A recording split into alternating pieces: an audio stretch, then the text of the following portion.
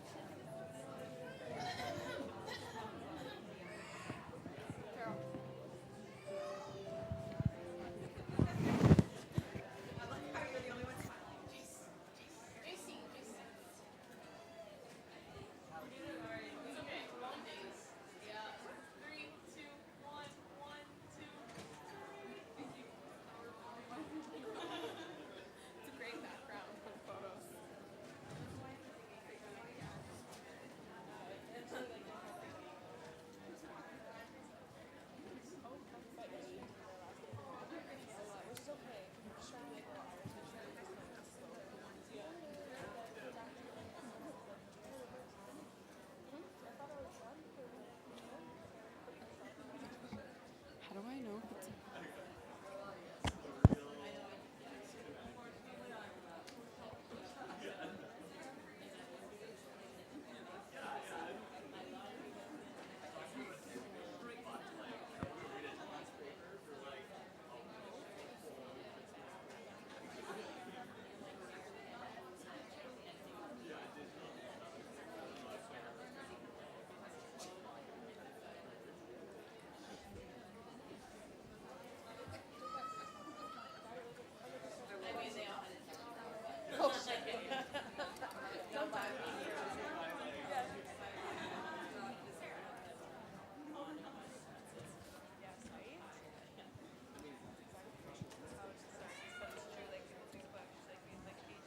Sorry, where'd the adapter go? Where's your adapter? Okay. Really? We might just get started then. Okay. Hello? Can you hear me? Is it loud enough? Okay. Louder? Oh, there it is. Okay. Anin Bojo, we're going to get started. Anin Bojo, Minande, Beneshi Kwe Indigenous, Gitaganzi B Donjaba, Gigo and Dodem, Anishinaabe Kwe and Dao Port Moody Megwa and Dinda. So hello everyone. Welcome today to our panel titled Catalyzing Change, Unveiling Phase 2 of ICA's Decolonizing Climate Policy Project. This is, yes, let's please clap. That's exciting for us. We will let you know, I'll first introduce the panelists and give you a little bit of an idea of what this project has entailed, and then I'll also show you how you can access it a little bit closer to the end so that you're not reading it while the panelists are speaking. So we're so excited today to present the findings of our new report, Decolonizing Climate Policy, Part 2 of the second phase of the project. Yes, you heard it right. That means there will be a another part being released next year in 2024. Today we have a great group of folks here to speak to their work on a variety of topics. So who is Indigenous Climate Action? If you don't know who we are an Indigenous-led organization guided by a diverse group of Indigenous knowledge keepers, water protectors, and land defenders from communities across so-called Canada. We believe that Indigenous people's rights and knowledge systems are critical to developing solutions to the climate crisis and achieving climate justice. Today, we have Ariel Duranje, Executive Director of Indigenous Climate Action. We have Brittany, yeah, you can clap, pretty great. We have Brittany Superno, who's Métis Cree and a youth knowledge holder of the North American region. We have Callie Davies-Flett, who works with the Athabascan Chippewa First Nation as the regulatory advisor. Was that not right? Okay, you were laughing. I'm like, uh-oh. And Carol Montour, who is our climate leadership coordinator here at Indigenous Climate Action. Over the last few years, hence why we were so excited about the release of this report, we have been working on these two projects, these two phases of this report. In the first phase, we did a bunch of research with folks from across the country, First Nations, Inuit, and Métis folks, about climate change and climate policy. We've also been reading Indigenous scholars' reports on the subject, and our staff has been thinking hard and long about the real Indigenous climate-led policy and climate solutions happening here and on the ground back home. The project included two phases, and in the first phase we focused, so yes, you can actually take a look on our website and read the very first one, which was released, I believe, in 2021, maybe 2022, where we took a look at the critical analysis of the Pan-Canadian framework and the healthy economies, healthy environment policies that were implemented in so-called Canada to investigate whether they take aim at the root causes of climate change and both respect and meaningfully include Indigenous peoples, our rights, knowledge, and approaches to climate action. We know that settler-led climate policies are failing. We've argued that abundantly in our 2021 DCP report. The Risks and Threats of Nature-Based Solutions Climate Report we also released in 2021 also provides some background into that. These policies... Oh, there's translation. I'm so sorry. I am so bad for that. Okay, we're going to slow it down. These policies that we have analyzed in these reports are failing to serve our community's needs, and they're failing to address the root causes of the crisis. They're even failing to reduce carbon pollution in any real way. Oh, everyone's English speakers here. Okay, well, I can talk fast then. I like to jam-pack lots of information when I speak. I just get so excited, I can't help it. So we were looking elsewhere for the real solutions, for transformative approaches to policy making from the ground up, for centering our own ways relating to the lands, waters, and territories of which we come from. We're looking to each other as climate leaders. And these conversations that we have gather such a wealth of beautiful ideas, reflections, insights that are rooted in traditional ecological intelligence, and we want to share it all. Of course, it's much too beautiful to share for just one report, which is why we're going to be sharing it in a series of releases. So, on to the panelists. We wanted to ensure that this panel, of course, introduced what the project is and what the report covers, but also how are these solutions being enacted and what can we learn from those from our four leaders here today. So we're going to start with you, Ariel, and feel free to introduce yourself in your native language if you prefer before you answer my question. So here we are at the Conference of the Parties of the UNFCCC. All these world leaders here are talking about developing climate policies for their home states. What lessons do you think they can learn from the DCP report, Decolonizing Climate Policy, and how can they begin to decolonize and deconstruct their climate policies? Just a light question. It's really light. I think first understanding and really trying to help break down what decolonization is in relation to policy is really, really important. I think a lot of these spaces, when we talk about state colonial leaders, they've been called out for the abuses and the harms they've enacted on Indigenous populations the world over. What this has amounted to is this sort of pushback of these colonial systems and stating, A, They weren't created with us. They weren't created or designed to actually uphold our rights. And in many cases, colonial systems, governance, structures, and policies were actually created to subjugate, oppress, and commit genocide against our peoples. So a lot of what we're seeing instead of decolonization is indigenization. And I need to state that there's nothing wrong with indigenization, but it is not decolonization. We cannot conflate the two pieces together. Indigenization is what we're already seeing. We're seeing Indigenous rights, Indigenous peoples peppered throughout the negotiations. We're seeing Indigenous peoples being elected into colonial political parties. We're seeing Indigenous MPs. All of this is good. I'm not trying to say this is not a good thing, but that is not decolonization. And so when we talk about decolonial policies and why this is so important for these spaces is that even as Indigenous peoples, the second largest civil society group that attends the UNFCCC negotiations every single year, second to oil and gas lobbyists that this year are 7-1, as in for every Indigenous person, there are 7 oil and gas lobbyists here. We are not given power at the table. We do not have the ability to enact our sovereignty and self-determination. We cannot speak for ourselves. We still have to essentially ask for permission from colonial governments and systems to have our needs and our rights recognized within a colonial system and structure. So decolonial policy becomes really important because instead of continuing to participate in colonial structures, we're actively advocating for the creation of something different that's decolonial, that centers Indigenous rights, knowledge, lifeways, value systems at its core. And when we talk about Indigenous values and lifeways, one of the fundamental differences between colonial structures is the fact that colonial structures nature is separate. You know, man's dominion over the earth, whereas Indigenous values and lifeways are interconnected and weaved together. We see this within the UN Declaration on the Rights of Indigenous Peoples that really tries to embody the fact that our rights are intertwined with our ecosystems, our landscapes, our waterways. JC's like, Ariel, speed it up.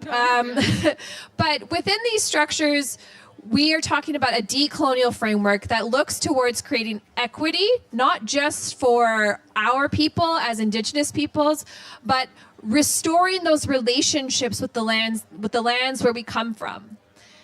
I didn't introduce myself properly, but like my name is Ariel Tsekwe. So iklanete dane sotlene ta Ariel Tsekwe hushe duranje betsini hesli. And I'm saying this because it's important because my name Ariel Tsekwe means Thunder Woman.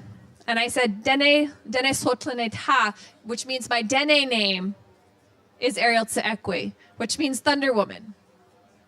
And it's important to understand that part of decolonization is reclaiming our names, reclaiming our landscapes, reclaiming our value systems, and holding them at the core, not trying to make them fit within a colonial structure. Decolonization requires the deconstruction of these colonial systems and reconstructing them with a different value set and framework that embodies our culture and our values and our interconnectedness. I am Dene, or Dene Slotlene. I come from the Athabasca Chipewyan First Nation, which is located in the Treaty 8 territories of Northern Alberta in so-called Canada. And we are an Arctic community where we are seeing some of the most intense impacts of the climate crisis. We rely on a winter road that is becoming shorter and shorter in its capacities. We are seeing our lands being imposed and appropriated for oil and gas exploitation, uranium to the east of us, mega hydro to the west, and minerals to the north. And we have to understand that when we talk about decolonial policies and why they become so important is if we had different regulations and policies for the management of our lands and territories, these types of mega industrial resource extractive projects would never exist. We would be looking at building systems for energy, systems for food, systems for resources from our community that come from that values perspective of living with land, living with nature, living in harmony with our relations. The word dene, when you break down its roots and you take apart the word, like dene means to flow from the earth. It means to flow from the earth, to come from the land. And what's really funny is the word for a white man is dot-ene. And I was talking with Alice Rigney, who's a language keeper, and she's like, I guess that kind of, when you break it down, it means like no land. It means no land. It means someone who has no land. And I was like, that seems really fitting. She's like, yeah, I never really thought about that before. And we had a good laugh about it. And I really, really want us to think about the fact that decolonization and decolonial policy becomes so important for our people. And I want to read a quote from this report before I pass it on, because I just love it. And it's like right at the beginning, so you'll all get to read it if you read the report. It says, policy is so intimate for us. We've had a very abusive relationship with policy. Since we've had this lived experience of the abuses we face through the Indian Act and different ways of colonization, that means we're actually hardcore policy experts that deserve to be in those spaces to actually make them better and less colonial. There are already experts everywhere within the territories that know what needs to be done. Meaning our communities don't need to have colonial experts to come and tell us how to manage the land. Danica Littlechild, who is one of the founders of ICA, one of the first people that helped create the organization, she said, we don't have to constantly translate ourselves through the eyes of everyday white society. We are our own experts. And decolonial policy development requires us to really harness those knowledges and not try to make them valuable within the eyes of the colonizer, but to take our knowledge and say, this is the way forward. These are the things how we're going to govern our lands. These are how the ways that we're going to govern our waters and our people. And this is so important for us when we see the weak colonial policies that are coming out of these negotiations and how long it's taken them to even get to the development of weak, watered-down policies that are still being driven by dirty extractive oil and gas corporations that see the land as nothing more than something to be ravaged and to make profits off of. And our people don't see it that way. Our people see it as the caribou and the bison and the fish and the waterfowl and all of the migratory birds and the trees and the medicines and the plants are our relatives. We don't see them as something to make money off of. We see them as something we are in deep relationship with. We see them as part of Denende, which is the land of our people. And this is so important because they are a part of that. And I'm going to end with one I know I said I was going to end like twice already now. I'm going to end on one last note. Is one of the big distinctions that I want to also really, really highlight here is that there is some questions that often come up around why do we have unique Indigenous rights? Why? What's the point? 1948 is when the UN Declaration of Human Rights was created. We're celebrating the 75th anniversary. It's really important. But it looks at our unique individual rights and freedoms, which we all deserve and must have. But the UN Declaration on the Rights of Indigenous Peoples, only passed 16 years ago in 2007, looks at our collective rights. It looks at our collective rights, not as humans only, but our collective rights and relationships with the lands in which we exist and have lived on since time immemorial. This allows us to not just advocate for our rights as communities, but for the rights and livelihood and survival of the ecosystems and where we come from. And this becomes a critical mechanism for advancing strong policy that's actually going to get us to keep global temperatures below 1.5 and reach climate stabilization that the planet so desperately needs. Thank you. Masicho.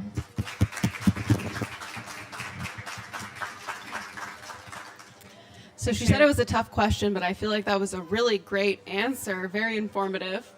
I feel like you hit a couple really good points, like asking for permission from colonial government systems for our rights to be recognized. But there's folks on the ground that are enacting these solutions and enacting their rights in real time, and we don't need permission to do so. We have known that for thousands of generations, that we have unique and inherent rights. And one of the things that we focus on in the climate leadership that our next panelist runs is nature is not separate. Indigenous knowledge holds the solutions to climate change and offers a way forward for future generations. So for Carol, back home you run the climate leadership program that highlights Indigenous knowledge, real and false solutions. How do you see real solutions being implemented on the ground in so-called Canada? Thanks, JC, and thanks, Ariel. I gotta talk loud? Okay, I can do that. Sego Sego Grego, Carol Montour, Yungets, Ganiangahaga, Wagatione, Ashwiganidwagenu. My name is Carol Montour. I am Mohawk Wolf Clan from Six Nations of the Grand River Territory, and I'm the Climate Leadership Coordinator here at ICA. So I definitely want to nerd out a little about the program that I facilitate and coordinate. I've been with the team now for 2 years now, and I've actually been lucky enough in the course of that to work with close to 150 Indigenous people from every single province and territory within so-called Canada, and quite a few down south of the Medicine Line as well. And I learn so much from this program every time we run it. Just the diversity of experiences of people, the level of knowledge that they have, and even though there's so much variation in how the actual effects of climate change are happening by region, there's still just like this shared experience. And I think the participants learn so much, but I feel like I'm also co-learning along with them. And it's really, really solidified my understanding of climate change as we face it, Indigenous rights, and again, the path forward. Because I think that's what I want to focus on the most in the program is the path forward. And I think that's what differs in this program as compared to a lot of like mainstream discussions on climate science. I feel like in the broader movement, it's obviously very white, it's very wealthy, and it's very detached from the majority of people's experiences and their day-to-day lives. For people, to hear about this, even just these figures of like 1.5 degrees Celsius and parts per millions, and this idea of like this future existential threat is extremely detached from people's realities of just trying to get back day to day. And I think that our program really makes those connections for people, especially for Indigenous people who I feel like are constantly downplaying our knowledge and our understanding, especially for women, especially for young people. There's this tendency to oh, well, I don't know. And I think that's like my major goal within the program is to always uplift people to say no, we want to hear what you have to say, and what you have to say is so valuable.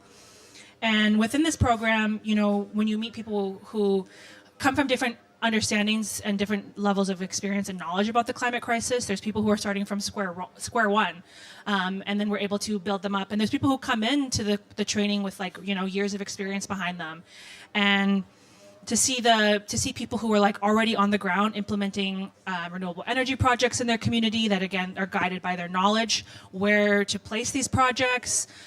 We get a lot of concerns on people who come from communities that have really specific ecoregions, populations of birds that are extirpated except for in that area. And we say, all of these solutions are not going to work for everyone, but you have to guide that knowledge. And so not everything is going to work for everyone, and we never take a prescriptive approach. And I'm never coming in as an authority to say, this is what you need to do, and this is how you do it. We want to give people the knowledge, plant that seed, and then they're able to go on and transform that.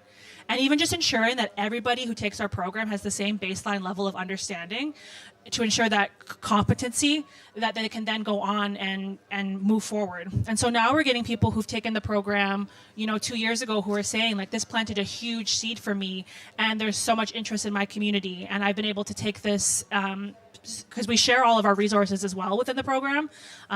We have our climate curriculum, which has how to put together an agenda, how to facilitate, how to set up. We share all of our climate science. We share all of our Jamboards. We want to make this knowledge as accessible as possible, because everybody has a right to this. And we get people who say, I've used your slides and I've been able to do a presentation, or I'm able to do a training, or we're able to partner with people who've taken the training online who now want to partner and do a training in person. And just seeing that level of understanding and the depth of projects that come out of it. It's not just, oh, you know, I took your program, I put up a solar farm. We have people saying like, I took your program and, you know, I wanted to translate that into my language, or I understand the connections between environmental harms and the harms of our community and lateral violence, and making those connections and healing the land, healing ourselves, because especially for Indigenous people, we're already dealing with the brunts of colonialism every day in our communities, and climate change is just an added stressor on that. When we're already dealing with lack of access to our lands, to our traditional foods, our ways of life, that climate change is an added stressor. And again, like the amount of just the sheer amount of knowledge that we've had out of that, we're now going into an evaluation process, because we want to look at where we came from and where we're going, and we want to be really responsive to people's needs and what people want to see, because we also get just this like understanding of like more. Like, I think that's our biggest feedback that we get, is we want more.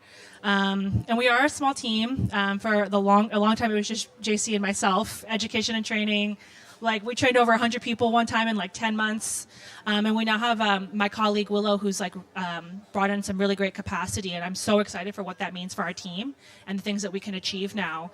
And just, again, like, I think more is like we see, again, like as at Indigenous Climate Action, as part of the global Indigenous peoples movement, our slogan is colonialism caused climate change, Indigenous rights are the solution. And to me, like, I know what this means so much, but I always want to make sure that people, it's so normal to me, but I always want to make sure that people really, really know what that means, in that Indigenous people have these blueprints, these guidelines for this balanced existence. And we know we've weathered periods of climate change in the past. We have a massive amounts of knowledge of past experiences, as well as knowledge about what's to come. And we're blatantly aware of the system that has failed us and continues to fail us, and really shows no sign of stopping in this space that we're in. And we're over the complete lack of delay and the solutions that are being pushed forward that aren't in line with our values of even just this language of like, we want to scale down unabated fossil fuel, whatever that means, or we're going to rely on carbon capture and storage. Even coming from so-called Canada, there was all of this rigmarole on this emissions cap that they were going to announce, and it's the regulatory framework for the oil and gas cap, which is actually going to reduce emissions by a third, and it's going to rely on carbon and capture storage. Just again, like this really meek policy and this really meek understanding that isn't in line with our values. And I think that's it, because I will literally go on forever. But I do want to pass it on to my panelists. My God. I just want to add one thing. Trudeau literally said at New York Climate Week in September that Canada's climate policy is economic policy. So you can see where their values lie. Mm-hmm. Yes. And I think that's why programs like the Climate Leadership Program are vital, because they build that capacity, and it really is unique in the sense that it allows folks to see Indigenous knowledge as the center for solutions. A lot of the time, some of the other programs that I've taken in Western education, Indigenous knowledge tends to be an add-on. And one of the things that Carol, Willow, and myself really try to hit home in that program is that it has the solutions if we were to just look to those and enact those. And like Ariel said, we don't need the colonial governments to recognize our rights to be able to implement these solutions in our territories. So I strongly believe that. Thank you, Carol. Really just a great job. Also, we did train over 150 people in the last 2 years in that program, so I would just like another real hand applause for Carol. Self-determined solutions, uplifting and empowering folks is really just vital to ICA.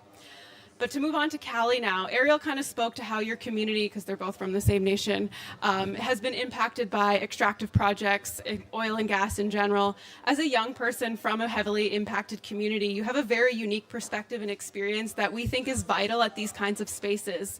Despite that, I do know that your territory still has beauty, knowledge, and solutions to offer. How can we use the lessons from the solutions being implemented on the ground to inform climate policy's development? Yes, thank you. So to reintroduce myself, I'm Callie Davies-Flatt. Can you hear me? Yeah, you're good? So I grew up in Fort McMurray and also in Fort Chipewyan. I like to say that kind of a little bit of both. So Fort Chipewyan is the community that's downstream directly from the big big oil companies that are plaguing our nation and plaguing our communities. So I grew up in that area, in that space, and then I always said that I wasn't going to be doing any oil and gas work, that I wasn't going to be working on site, that I wasn't going to go. I eventually got caught up in the system, and I ended up going there, and I was working undercover. So... So through my little espionage, I was working as a supply chain coordinator. So what that was doing was I was buying the pieces for all the big shovels, the giant shovels, all the giant trucks, the graders, any extractive piece of equipment, I was buying the parts for. And these companies were spending about $1.2 million a day on these components. A day. And I had the authority to spend this monopoly money and buy these things. So eventually I just turned into this shell of a person working 12-hour days at my computer, and finally an opportunity came up to work for my First Nation and work in the regulatory space. And I didn't even know what I was walking into, but it was a temporary trainee position, and I said, I'm taking it. People around me like, well, you're crazy. What are you doing? You're leaving this industry. You're like, everybody works at, everybody, I was almost going to say it again. Works with the bad guy. Everybody does in this community. And I said, no, I gotta take this leap. So I did. I took the leap and I started in this space. And then to kind of connect what we're talking about today, we really have to just explain how it is and what the current system looks like and how we are currently almost trapped in this colonized space, right? And so my job, and I'll just explain it a little bit, is to interact with companies on a daily basis. So anytime that they are coming to extract, explore, or come onto our land or a traditional area, they have to come and consult with us. They're legally bound to, in so-called Canada, to come and consult with us. Some companies understand what real consultation means and actually taking our point of view and actually taking our mitigations. Some need to be schooled. And some of my favorite things to do, and it's a little bit like flippant, facetious almost, is kind of walk in and have them underestimate us and then totally, completely flip the script and then show that we're capable, we have capacity, we're able to do this. And not all First Nations can do that. And the reason that ACFN has that capacity, it's not a good thing, actually. It's not a good thing because we have so many industries imposing on us. I would rather focus elsewhere than have interactions with companies every single day, but we do. And it's because we have so much resources within our land. So to walk through this colonized space, it's my job is we've signed agreements. We were the last holdout within the region. There's big, a few things, but we've signed agreements and we now are under these agreements. And my job is to say, okay, well, it says here in Article A21 that we can, gain funding for capacity funding for this, or you need to consult with us before you do anything that's super extractive. And we have to go through these processes, sending emails back and forth, going through meetings and working through that colonized space. And it's so frustrating. It's absolutely so frustrating. Especially since when I was coming in, I was like, yeah, I'm going to fight. We're going to keep going. But it's so easy to get caught up in the day-to-day and then forget that like, oh, wait, I'm representing a nation. Like, I'm not just slogging away at my computer. Like, I'm doing something bigger. And so our office is, like I said, not really so much a good thing, but we're so lucky to have expanded in the last couple years. And even doubled in the last 16 months, I would say, doubled in size with employees in our office. And we have people protecting our rights and lands. We have our own monitoring programs. We have, a dedicated space for government relations to work with, our colonizers to be able to talk to them and speak their language. And since I was a spy, I speak industry's language. So I'm pretty happy with that. But just working on the ground, I feel like ACFN is on the front lines. And regardless of how we chose to work through what has been imposed on us and how we're walking through that space, I really do believe that we're able to, in connections like this, being able to listen to panels and be on panels like this and bring something to the international space, I'm really excited for the future because things really especially our message, I think that it is kind of being heard at a larger scale. We just went, like the delegation that I came with today, we just went on this almost like a retreat, almost like while we were here at COP. And we were all sitting around in a circle, and some of the questions were like, what are the mindfulness, climate, like how to be mindful and solve climate change, basically. It was a really broad question, and everything kind of like, everything could be said in that question, like whatever. But as we went around in the circle, and this is with people from Peru, mostly Russians, believe it or not. Don't ask me how I got there. And it was like just all going around in a circle and talking about this. And eventually the circle got to an indigenous way of knowing and an indigenous way of being in order to solve this problem without even hearing any of these talks. So I'm very thankful to be able to express like how it is working through that. And I think that there is a future in decolonizing our systems. And I'm happy that I'm at the table. I'm happy that we're able to spread the message, but there is a long way to go. The power structure is 7-to-1. That's how it is. For every person reading an agreement, there are 10 industry people reading the same agreement and interpreting it their own way. And also coming in with their 7 lawyers versus our 1, right? And we're working within that space. It shouldn't be the way it is. I don't want to do it, but I'm doing it, and we're fighting, and that's how ACFN's working through it. So that's it.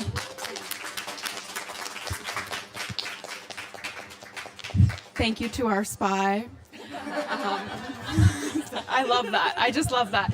I think it's really important to learn the structures that are causing harm around us, and I think that's really helpful, the information that you were mentioning, especially with regards to your nation, that not all nations, First Nations, Inuit, and Métis communities in so-called Canada can have these types of structures and this form of meaningful engagement with different kinds of companies.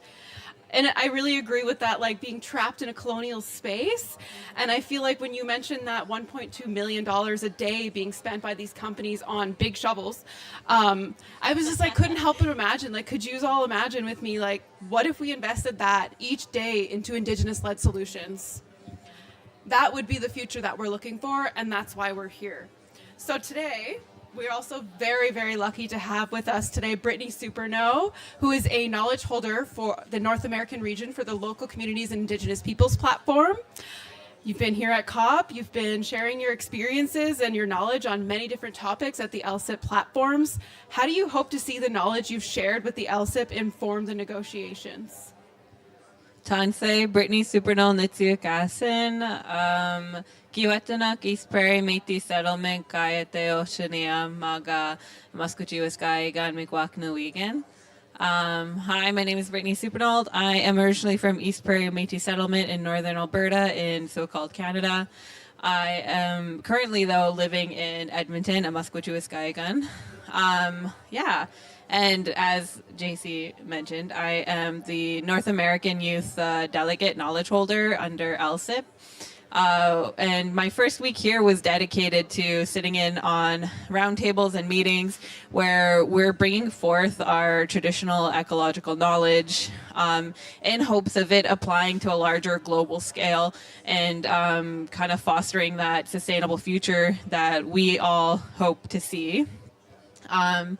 Yeah, it was quite interesting bringing myself for the first time here at COP into such a colonial space and having to share my trauma of my community burning this past May in the Canadian wildfires and having to relive that trauma of my father, of my kuka, my grandmother who's 99 years old, and my community just over and over again in a way to be used in a report that will be written by a non-Indigenous person. You know, there was a lot of frustration there. There was a lot of disillusionment and kind of having myself question, like, what am I doing here? Like, why am I here? And I spoke with other knowledge holders because we represent the seven different parts of the world, because as you know, there's only 7 different nations in the 7 different parts of the world. So yeah, that's a whole other conversation. But yeah, we were kind of feeling this this frustration that, like as much as we're sharing and that we're coming here to share tens of thousands of years of knowledge within 1 to 2 minutes, of our opening statements, and then 6 minutes of just being able to speak. But of course, very censored of what we're able to say, and everything. And then for that to go be recorded by non-Indigenous people, and then eventually written into a report by a non-Indigenous writer, like non-Indigenous writers, to be reviewed by a council of non-Indigenous people, before it's released. Just understanding that so much of the comprehension of what we're saying, the nuances and the intricacies of the knowledge that we're sharing is being lost so quickly in just that one process. And that's even before it's brought to the larger UNFCCC tables where, it will inform policy, And so there was just a lot of frustration there for me personally. And, I needed to take a couple days off to kind of process that. Because it is extractive, it's violent in a way that they're requesting that we share our knowledge. And even using the title a knowledge holder, which in a lot of our communities holds such a sacred meaning that is so far removed from what's happening here.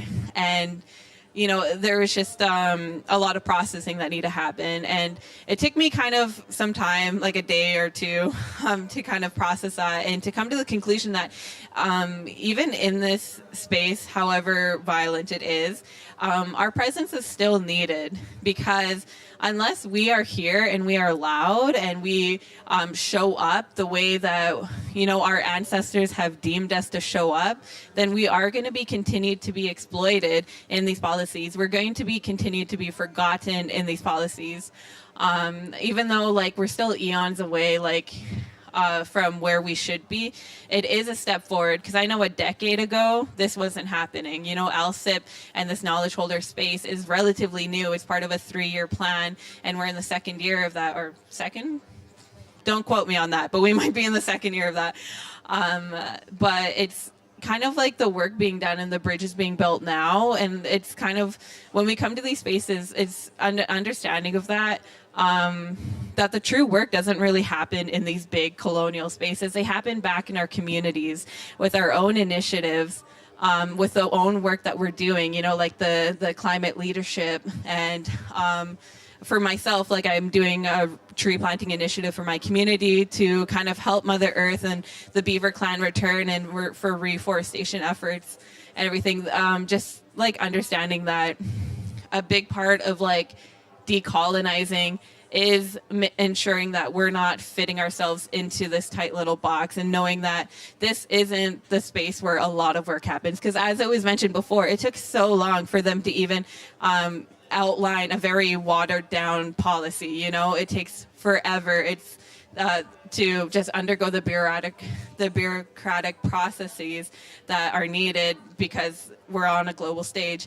But to recognize that this isn't where all the change is made. This isn't even where the big change is made. The big change happens in our communities and the work that we do, and in a way that is right. When we meet in a right space, in a right way, with ceremony at the center, with stories at the center, in our traditional ways. And, I think it's really important that we start investing into those initiatives, whether they're youth-led or not. They there's so much energy that we put into the UN, into COP, into these colonial spaces, while decolonization and decolonizing climate policy means that we put the exact same energy, if not more, into what's happening at home. And that was a big learning curve that I had coming here, because this is my first COP. And I think that a lot of good work does happen here in us showing up and presenting ourselves and doing our actions and speaking out against, the 1 to 7 of that we are against the lobbyists and whatever. But again, just remembering that a lot of our work happens when we go home and when we do our traditions, when we go back to our communities, when we go back to our families. So yeah, that's all I have to say on that.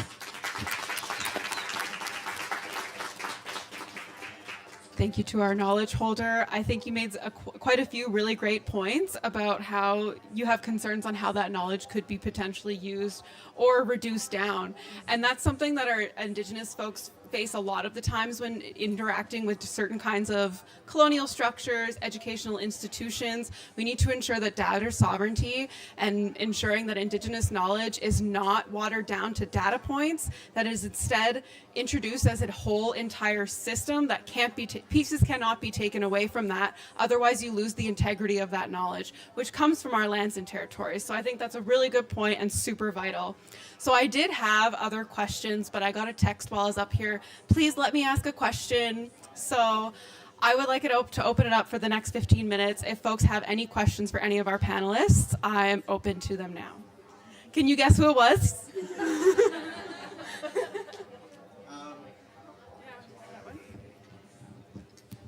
Sorry, I just, so I work with Callie, very luckily, with the Athabasca Chippewa First Nation. And my question is to this amazing panel. In Canada, like we know, there are a lot of unique Indigenous communities that all have different needs and are at different places in this journey of decolonization. For some that are more trapped or that are more stuck, even themselves in this process, what experience do you have or what advice might you have in helping that along?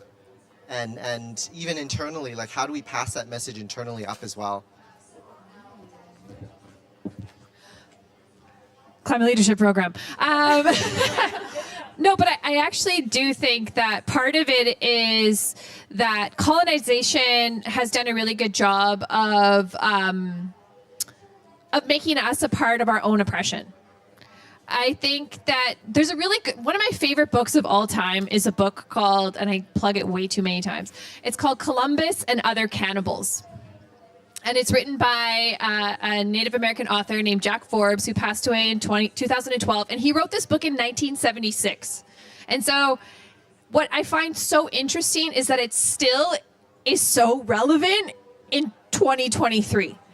And what he does is he equates colonialism to a disease of the mind and the soul that he relates to the deity or the spirit called the Witigo, which was a cannibal. And he says, when you think about colonization, it's literally trying to consume the land and consume the people and consume the power that that land has.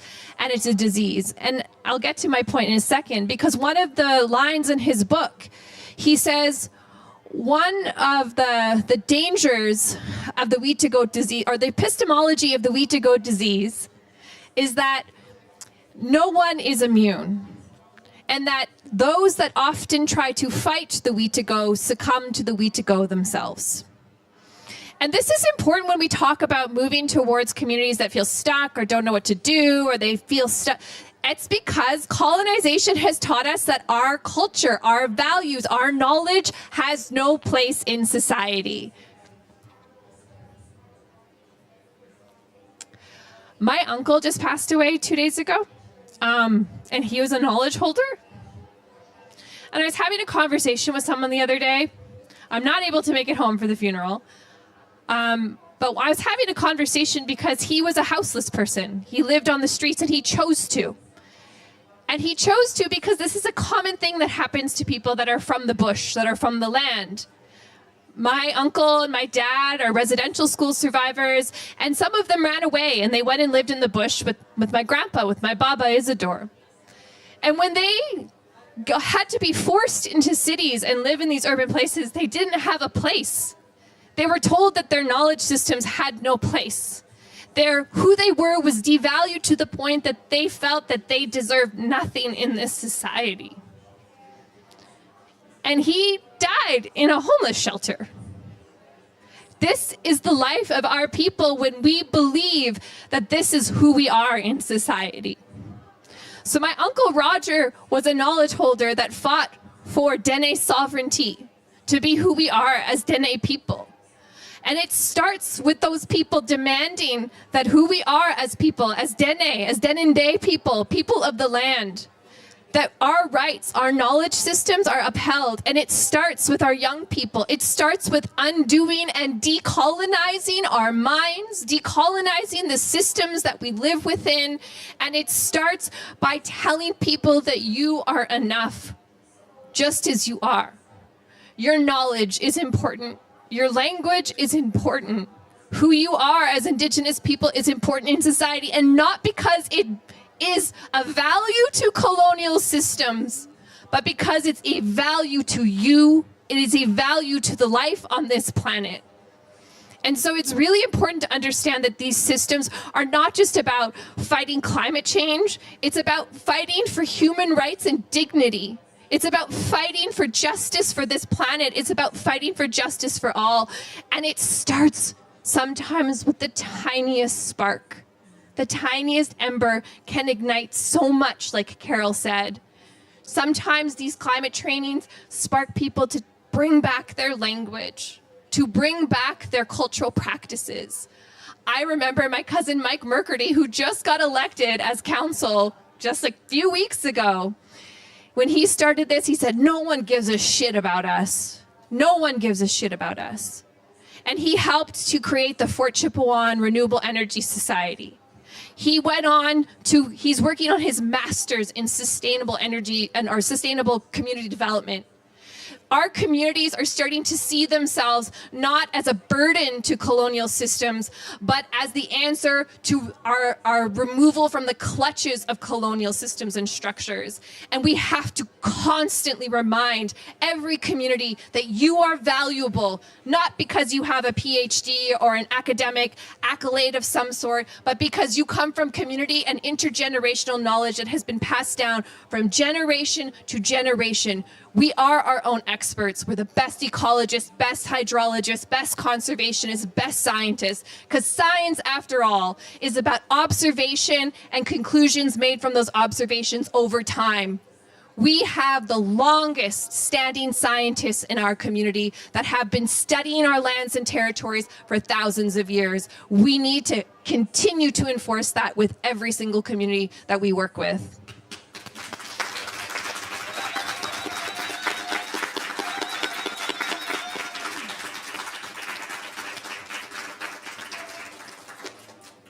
It's always really tough to lose a knowledge holder in your community and in your territory, especially one that you know and love. But we do know that they live on through the legacy of their stories, through the legacy of the ones that they loved, and through their knowledge and the things that they brought into this world. Did anyone else want to offer a reflection on that question? Or Yeah, it's kind of hard to go after. But I think that's something that I think about a lot, again, particularly as a Haudenosaunee person. We have an extensive history of colonization. And one of I would say my mentor, Susan Hill, put out a book. It was based off her dissertation. It's called The Clay We Are Made Of, and it's outlining Haudenosaunee land tenure on the Grand River. And one of the things that she outlines throughout this book, just this history of continual land theft and encroachment and destruction, and just like year by year, and how heavy that is. But even in that example, time and time again, our people still had agency in that and made choices where we could. And I think that that's important sometimes when we look at our history. And when you exist in a colonial system, especially as an Indigenous person, in Canada, we were wards of the Crown until not that long ago. We were not, that's part of why they stole our children in residential schools, was we were not qualified parents. And I think that that's a key part of what Ariel said, is we've internalized so much of that. And I think it's sometimes easy to look down on our ancestors or devalue them or say they didn't work hard enough or fight hard enough. But within that, they were making the really tough choices, and they were thinking about us. And again, I have to be aggressively Haudenosaunee at all times, but we have a wampum belt gathering, and they have the wampum out. And one of the things that they said was, when our ancestors made these agreements, they were thinking about us right now. And I think when I sometimes feel a lot of despair, I think back to them, and I think back to the choices that they had to make, and that they were thinking about us now. And I think in this moment that we're in, I think a lot about who's to come, our faces to come. And I'm thinking about them, and just understanding that continuity, and that you're not alone, and that, there were people thinking about you, and you're looking forward to the future, and just that there's so much strength in that.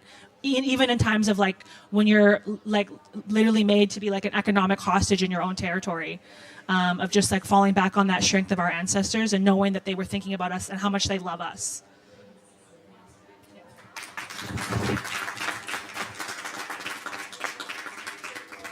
Did anyone else want to respond to that? Yeah. Hello. Sorry, this one's a bit weird for me. Yeah, just like to tack on top of both of those amazing points. A lot of the elders I know and listen to kind of speak of this time that we're in as like a golden age, you know, like we are literally only one generation out from residential schools. My dad was in residential schools, my cookum was in residential schools and everything. So it's quite literally the first generation out from this like massive like genocide like that was active and ongoing for hundreds of years. And they call this the golden age because it's a lot of our young people and then even our older people who are returning finally, you know, to that home, to that place of, you know, of honoring and our knowledge holders and honoring the knowledge that we have, not in how it exists in a colonial system, but how it stands alone and how our own knowledge systems stand alone. And I think it's like really too important because I know in terms of like next steps for like a decolonization movement, I think as we're looking, you know, like to decolonize like something as large as the climate change space, I think it really starts to with like our, sorry, there's a lot of noises. I'm trying to regulate as best as I can, so please be patient with me. Through our gaining our independence again from these colonial systems like capitalism, like government systems, like a lot of these things that we have grown a dependence on very recently. A large conversation that my cookum loves to have with me is how my generation will be the ones where we start going back physically to our roots. You know, we will have, we know, in the last like 20 years or so, we've had a mass exodus from our communities because of those cycles of poverty and addiction that we're trying to escape. Well, now's the time to return so we can build healthier communities, ones that are are built on foundations of traditional knowledge that we hold and that we honor. And so, it's really exciting to see that so many people hold our knowledge in just such a high esteem outside of this space, you know. So I think that's something really exciting to look forward to and something that is being reflected too by this report. So yeah. We got the oh my God, is this working? Yeah, we got the 5-minute warning, but I just wanted to state that sometimes people are just like, what does decolonial climate policy look like? And I worked also for my First Nation. I did not work in the regulatory department. I worked with the chief and council, but one of the really cool things that I saw, and I just want to share this because I always give this as an example of how to use Indigenous knowledge to actively change policy. Between 2010 and 2012, the government was creating something called the Surface Water Quantity Framework. And they got their best scientists and they're like, oh, this is going to be the thing that's the flow rate that's going to save the ecology in the region. This is what they call it, the ecological base flow. And they presented it to our community, and Lisa, my cousin Lisa, who runs our Lands and Resources department, she was just like, well, I don't know what this means. And they got some scientists, and she's like, I don't know what any of that means. And she's like, well, let's ask the land users. So she got these scientists to go out with the land users and show them like actually tangibly what this meant as far as like flow rates and all the pinch points in the river. And they were like, see, it'll be good for you. And one of the land users goes, so what happens when I put a bull moose in the boat? Am I still gonna be able to travel? And they were like, oh, we didn't think about that. And then they put the equivalent of a weight of a bull moose in the boat, and guess what? They couldn't travel. And so this is how you can see, and what did that result in? They resulted in the flow rate, an Aboriginal extreme base flow rate being implemented in the region that was almost twice as high as the ecological flow rate. So Indigenous knowledge from a very simple, what appears to be very simple, but actually involves our interconnectedness and relationships with the land, can have tremendous impacts that bolster existing science and can push what we consider as acceptable to the next level, and not just safeguard it for the next 10 years, but safeguard it for the 7 generations to come after us. This is the power of decolonial frameworks that can guide policy and take us beyond the limitations of colonial structures that we have tried to convince ourselves we're locked within, but we're not. We just need to imagine a possibility outside of colonial structures that really draws on knowledge systems that we have devalued for so long.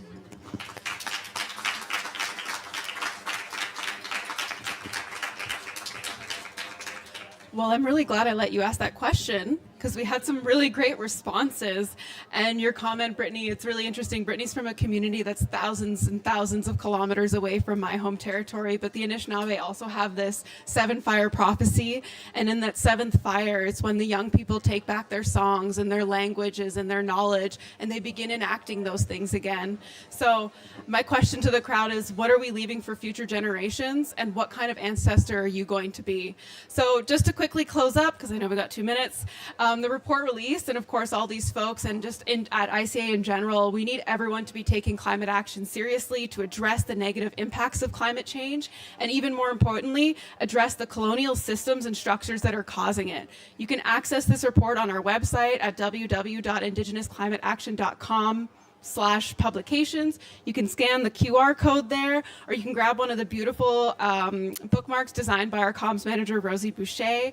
And in the next and final report in this series, part 3, we will share the powerful stories and visions of what else is possible, how climate policies can be founded in ceremony, in natural law, and in our nation's unique governance systems. We will center the voices of the youth who are leading this fight and chartering new ground. We will lay out a wealth of beautiful climate solutions already being enacted across the country, both in rural and urban communities, as First Nations, Inuit, and Métis peoples are reclaiming our own systems and forging new and old ways of living in balance with land and with each other. Again, colonialism caused climate change. Indigenous rights, Indigenous knowledge, and Indigenous peoples are the solution. Thank you.